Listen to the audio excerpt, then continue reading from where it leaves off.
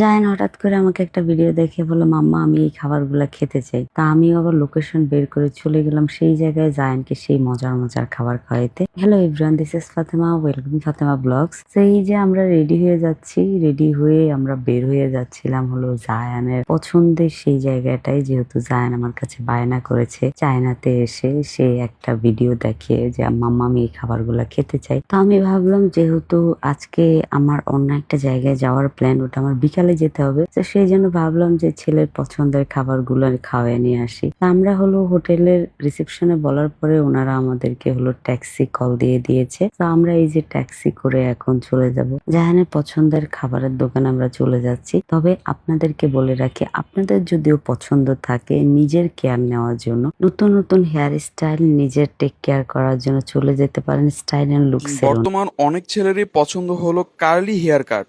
Hair ট্রিটমেন্টের জন্য hair curly করুন অথবা hair botox, hair nanoplastia, hair keratin করতে চলে আসুন আমাদের স্টাইল অ্যান্ড লুক স্যালুনে। মাত্র ৩,০০০ টাকা থেকে স্টার্ট।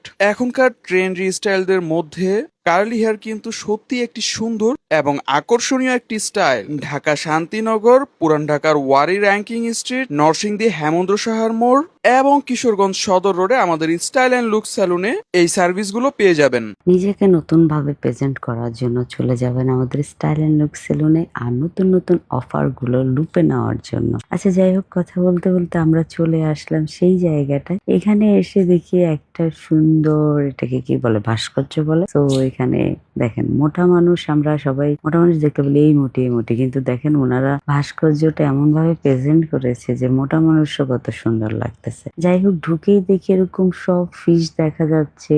তো আমি বললাম, জায়ান তুমি কি ফিশ খেতে চাও? জায়ান বলল যে না মাম্মা, আমি যে খাবারগুলো অর্ডার দিব চল আমরা যে বসি, তারপর আমরা খাবার অর্ডার দেবো। বললাম আচ্ছা ঠিক আছে। আমার ছেলের কথা বলে কথা, আমার ছেলে যা চায় তাই হবে আজকে। তো সেই জন্য আমরা চলে আসলাম হলো এই যে এই জোনটাতে। কি সুন্দর না? একদম পুরা হলো আপনার মনে হচ্ছে বেলুন বা বাবল এরকম টাইপের। তো আমরা বসে হলো খাবার দেখতেছিলাম। তো আমি অনেকগুলা খাবারের অপশন দেখছিলাম। আমি জায়ানকে জিজ্ঞেস করলাম, জায়ান তুমি কি টাইপের খাবার খেতে চাও? তো জায়ান আমাকে বললো, মাম্মা আমি এই টাইপের খাবার খেতে চাই। তো আমি ওই খাবারগুলা এই ভদ্রলোকের সাথে কথা বলছিলাম। ভদ্রলোক হলো ট্রান্সলেটর দিয়ে কথা বলছিল, গুগল ট্রান্সলেটর দিয়ে। তো আমি খাবার অর্ডার দিয়ে দিলাম। দেওয়ার পরে আমাদেরকে দিল হলো এই যে গ্রিন টি। তো আমার গ্রিন টিটা খেয়ে না অনেক অনেক ভালো লেগেছে, কারণ হলো এটা আমার যে ফেভারিট গ্রিন টি, ওই টাইপের গ্রিন টি ছিল এটা। আর সব বাচ্চারা অনেক বেশি খুশি। আর এই যে আমাদের সব খাবারগুলো চলে আসছে, আমি আপনাদেরকে সব খাবারগুলা দেখাচ্ছি। এগুলো মোটামুটি জায়ানের সব ফেভারিট খাবার, কিন্তু আমরা বুঝতেই পারি নাই যে